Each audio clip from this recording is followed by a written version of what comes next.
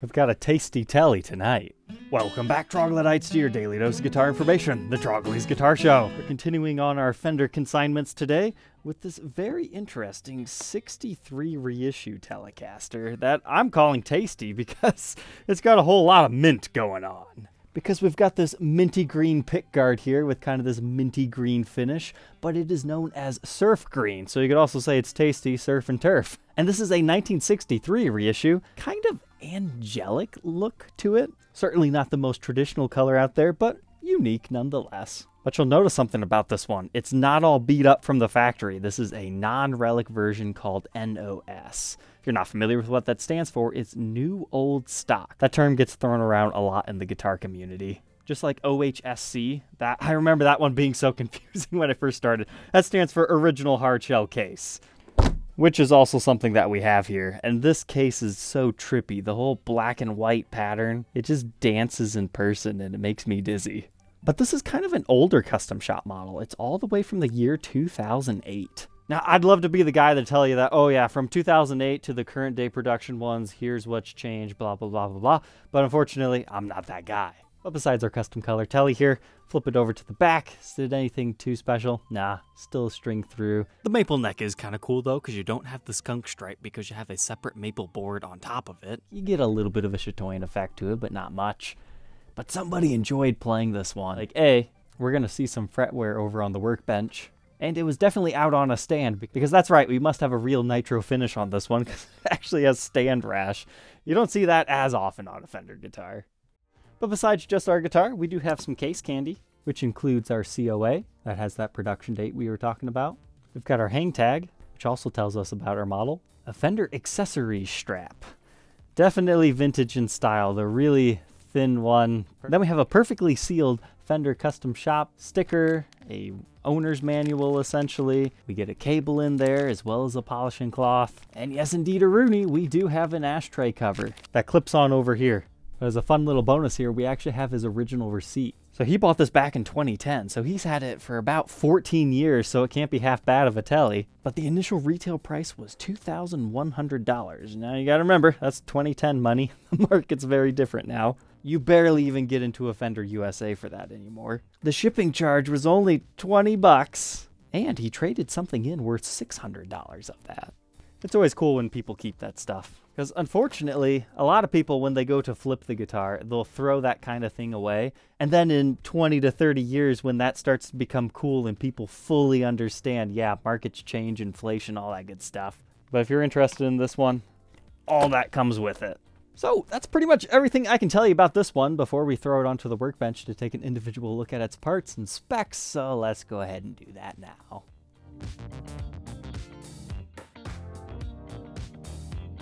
I've been bamboozled. This one is SONIC Blue.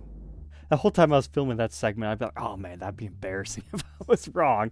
At least I was able to figure it out in the cavity. So look, underneath our pickguard, yeah, you can see the SONIC Blue. What's happened is this thing is sat on a stand, and the clear coat has either yellowed or the finish has faded a little bit into what more so looks like a surf green color. But no, technically this started life SONIC Blue. So that's me being bamboozled. Silly guitar, but now get ready to be confused. When I took the pickguard off, I noticed, what's this weird impression? So I got it in the light and I was like, oh, that's the Fender Custom Shop logo. That's cool and also good to see. But then I saw something over here. Impression there, then LIC. Does that say relic? I don't know about you guys, but I don't see any relicing on this guitar anywhere.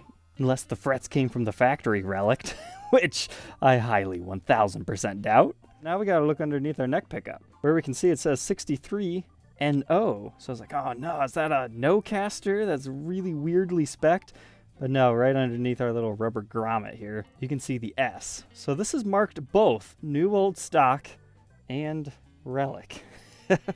Is that a common thing? I don't know. I don't document that many custom shop Fender guitars. I have not personally seen this, so what a fun episode this ended up being. That's why you take your guitars apart and you verify it. But here's the backside of that neck pickup.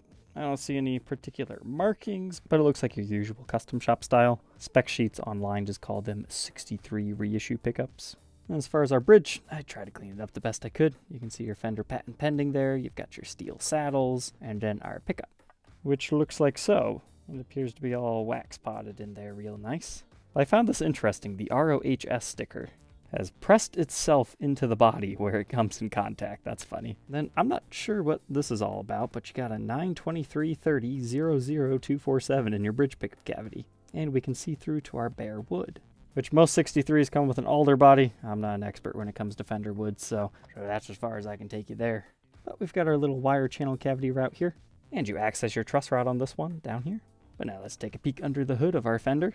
We already saw the Sonic Blue thing, but here's a look at our selector switch, which that's cool. It says Made in USA on it. We've got another one of them stickers, and it looks like 250K CTS pots. And everything looks factory untouched original to me in here, with lots of nice cloth wiring. It's a regular master volume, master tone, and the pickups read 6.3K ohms in the bridge, the neck position 7.23, and the middle just for fun 3.42. Here's a quick look at that pickguard. It's got some scratches to it, but nothing too crazy. But it is multi-ply, mint green, black, mint green. And the back looks like so. As far as condition, this one cleaned up beautifully. It had a lot of gunk caked on it, especially in the arm resting area. I'm glad I invested some time to clean it up because it's looking much nicer now. I didn't notice any like huge chips, dents, dings. So let's move on to our maple neck now. We've got 21 frets. They seem actually quite large. They should be good for doing bends on. And you've got your black dot markers. But looking at your frets, it doesn't look like anybody was doing soloing on this guitar. But come up here, yeah, they were definitely more of a rhythm player. They've got some pretty serious flattening in certain areas. But the closer you get to the 12th fret, the less there is. Good news is, they have some pretty good height. You could probably level recrown them. But I do want you to be aware that this one has some fret wear if you'd like to make an offer on this consignment piece. I polished the frets up so they're good to go now. We'll see if it affects playability at this point in time during the playing segment.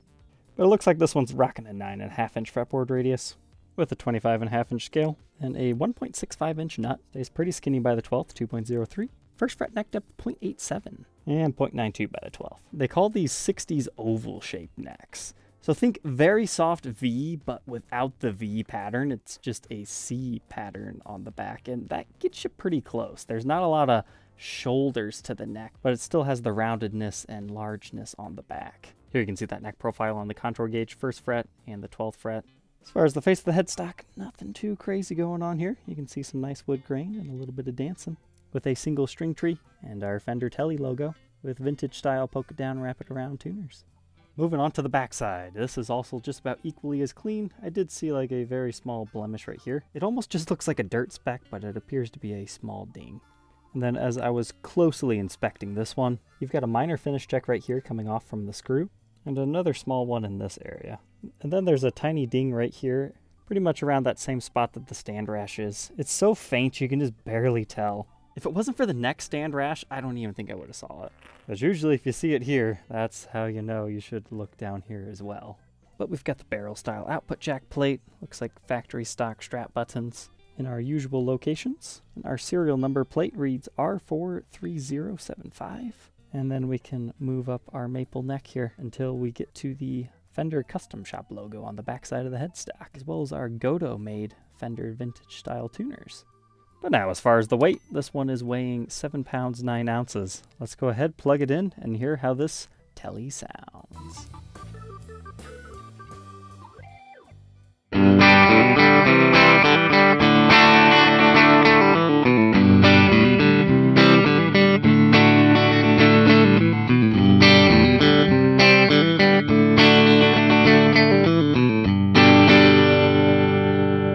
So far, really nice traditional Tele tones. I'm digging it.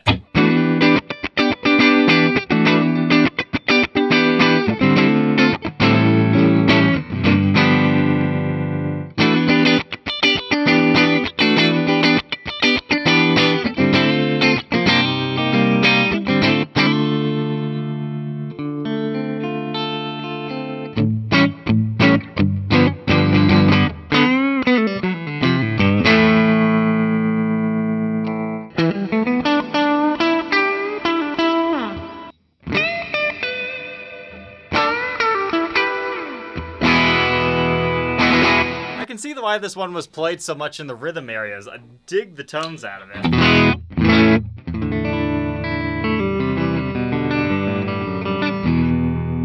And so far, it does not seem like the rather excessive looking fret wear affects it at all.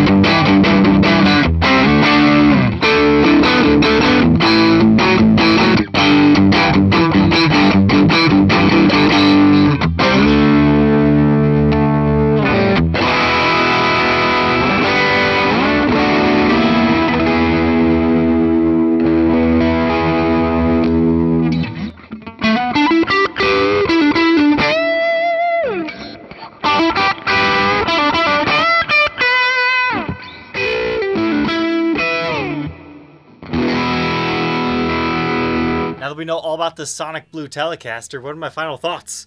Kind of threw us for a loop, and I was a little bit worried about that fret wear, but my goodness, I enjoyed playing this Telecaster immensely.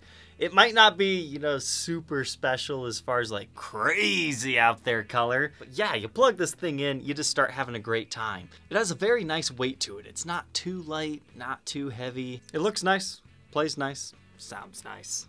I would suggest this one for a player. Alright, Troglodytes, if you're interested in being the next owner of it, it is available on my website, troglysguitarshow.com. Otherwise, we'll see you tomorrow on the next one. Take care. This color's pretty cool, but what do Jazzmaster pickups sound like in a Tele? Click here to find out. Hint.